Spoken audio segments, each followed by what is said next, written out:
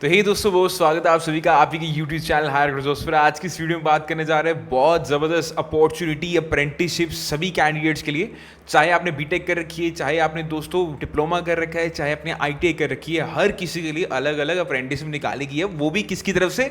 DRDO, defence research and development organisation की तरफ से। दोस्तों ये R&D ऑर्गेनाइजेशन में दोस्तों ये अप्रेंटिसशिप निकाली गई है मिनिस्ट्री ऑफ डिफेंस के बारे में। तो बिना किसी देरी से दोस्तों स्टार्ट करते हैं। इसमें कोई एग्जाम नहीं रहने वाला, ना ही कोई फीस है। सबसे बड़ी बात तो ये है। तो आइए स्टार्ट करते हैं। तो दोस्तों डीआरडीओ की तरफ से दोस्तों ये अप्रेंटिसशिप निकाली गई है। तो वीडियो में आगे बढ़ने से पहले सभी को रिक्वेस्ट है कि चैनल को सब्सक्राइब कर लें for daily government job updates and apprenticeship updates. तो डीआरडी की तरफ से दोस्तों ये जो डेवलपमेंट ऑर्गेनाइजेशन की तरफ से जो अप्रेंटिसशिप निकाली गई है, इसमें ग्रेजुएट अप्रेंटिस, टेक्नीशियन अप्रेंटिस और आईटीआई पास ट्रेड अप्रेंटिस निकाली गई है। ग्रेजुएट अप्रेंटिस की बात करें, इसमें बीटेक चाहिए, या तो इलेक्ट्रॉनिक्स में या इलेक्ट्रिकल में या कंप्यूटर साइंस में या मैकेनिकल में या केमिकल में। Okay, total number of vacancies for graduate apprentice these are 40। Technician apprentice की बात कर ले, जिसमें डिप्लोमा रिक्वायर्ड। अब किस में डिप्लोमा चाहिए? इलेक्ट्रॉनिक्स में या इलेक्ट्रिकल में या कंप्यूटर साइंस में या मैकेनिकल में या केमिकल में। अगर आपने किसी में से भी इनमें से किसी में अपना डिप्लोमा कर रखा है 3 साल का, तो आप इसमें अप्लाई कर सकते हैं। 40 वैकेंसीज रहेंगी दोस्तों। इसके अलावा ट्रेड अप्रेंटिस निकाली है, जिसमें आईटीआई पास मांग रखा है। अब आईटीआई कहाँ से पास आउट होना चाहिए? आपकी पास आउट नहीं, एफिलिएशन दोस्तों होनी चाहिए। या तो एनसीवीटी से एफिलिएशन हो, जहाँ से भी आपने पास आउट किया जिस कॉलेज से, वो कॉलेज या वो एनसीवीटी या एससीवीटी, इन दोनों में से किसी एक से एफिलिएट होना चाहिए।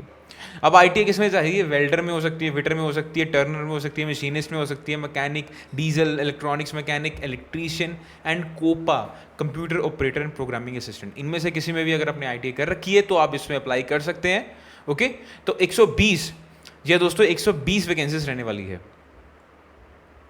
आगे बढ़ते हैं एप्लीकेशन प्रोसीजर के बारे में। तो डीआरडीओ की तरफ से दोस्तों ये जो अप्रेंटिसशिप है, ये 1 साल की रहेगी दोस्तों। ये सबसे पहले ये दे रखा है कि 1 साल की ये अप्रेंटिस होगी।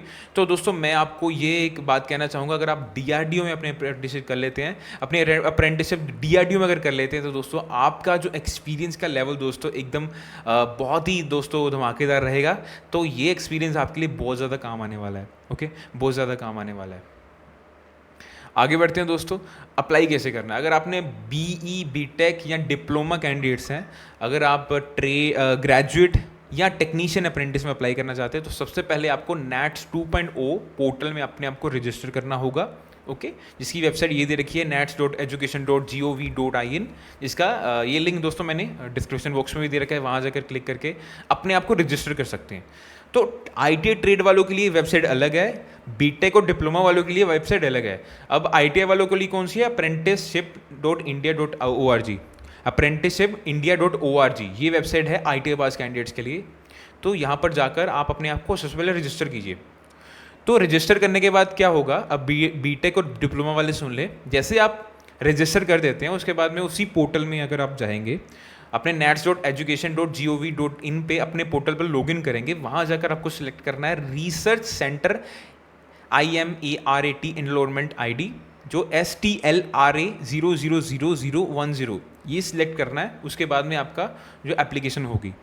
वहीं आईटीआई पास कैंडिडेट्स ने क्या करना है? apprenticeship.india.org पर रजिस्टर करके उसमें पोर्टल में अपने आप को लॉगिन कर लेना है। लॉगिन करने के बाद आपने अप्रेंटिसशिप अपॉर्चुनिटी को क्लिक करना है। वहाँ जाकर search by establish name with research centre IMARAT establishment ID, ये दोस्तों जो लिखी है E052036000040 भर देनी है। वहाँ जाकर अप्लाई करना है और वहाँ अप्लाई करते वक्त अपना रिस्पेक्टिव ट्रेड चूज़ कर लेना है।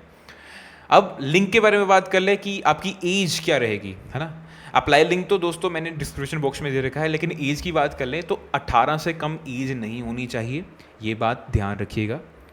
तो एक और बात कह दी, अब मैक्सिमम एज, सभी सोच रहे होंगे मैक्सिमम एज तो पता ही नहीं। तो मैक्सिमम एज के लिए दोस्तों इन्होंने अलग एक क्राइटेरिया दे दिया कि आपकी जो ग्रेजुएशन या डिप्लोमा या आईटीआई वो 2022, 2023 या 2024 में ही क्वालिफाइंग होंगे, तभी आप एलिजिबल हैं। अगर आप 2021 वाले हैं तो अप्लाई नहीं कर सकते, 2022 वाले, 2023 वाले, 2024 वाले ही अप्लाई कर सकते हैं।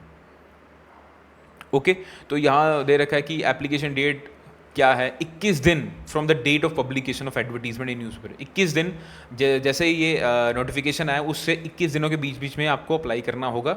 अब ये कब कब नोटिफिकेशन आया, तो दोस्तों यहाँ पर लिख दिया है, यहाँ पर लिख दिया है कि ये जो नोटिफिकेशन आया ये 25 सितंबर को आया, 25 सितंबर को आया। तो 21 दिन आप लगा लीजिए 21 दिन कब बनते हैं। तो आप वैसे आज ही अप्लाई कर दीजिए, आज अगर आप वीडियो देख रहे हैं तो आज ही अप्लाई कर दीजिए, नहीं तो कल कर दीजिए, कल 2 अक्टूबर है, सभी को छुट्टी होगी, तो कल अप्लाई कर दीजिए। ओके, सिलेक्शन प्रोसीजर क्या है? सिलेक्शन प्रोसीजर में जैसे मैंने आपको बताया कोई एग्जाम नहीं रहने वाला, आपकी एकेडमिक मेरिट के बेसिस पर सिलेक्शन होगी। हो सकता है अगर मान लो कैंडिडेट ज़्यादा होते हैं तो इंटरव्यू भी कर सकते हैं, जैसे रिक्वायरमेंट रहेगी वो जैसे ऑर्गेनाइजेशन सोचेगी इंटरव्यू भी हो सकता है, नहीं तो मेरिट के बेसिस पे ही सिलेक्शन हो जाएगी। ओके, जैसे आप अप्लाई करते हैं, आप अगर आप शॉर्ट लिस्ट में हैं तो आपको ईमेल थ्रू आपको इन्फॉर्मेशन आ जाएगी। Okay, selected candidates will have to produce, तो ये चीज़ें आप पढ़ सकते हैं। ओके, तो एक ज़रूरी बात थी कि candidates with higher qualification are not eligible to apply. अगर आपने एमटेक कर रखी है तो आप बीटेक वाली जॉब में अप्लाई नहीं कर सकते, अगर हमने बीटेक कर रखी है तो डिप्लोमा वाले में अप्लाई नहीं कर सकते। So these are the some criterias कि candidates with higher qualification are not eligible to apply. Okay, तो ये बात नोट कर दीजिए। तो होप करता हूँ हर एक पॉइंट को डिस्कस कर लिया। अगर कोई पॉइंट बचा है तो कमेंट सेक्शन में लिख दीजिए, तो हम उसको भी डिस्कस कर लेंगे, नहीं तो कमेंट सेक्शन में आपको रिप्लाई कर दूंगा।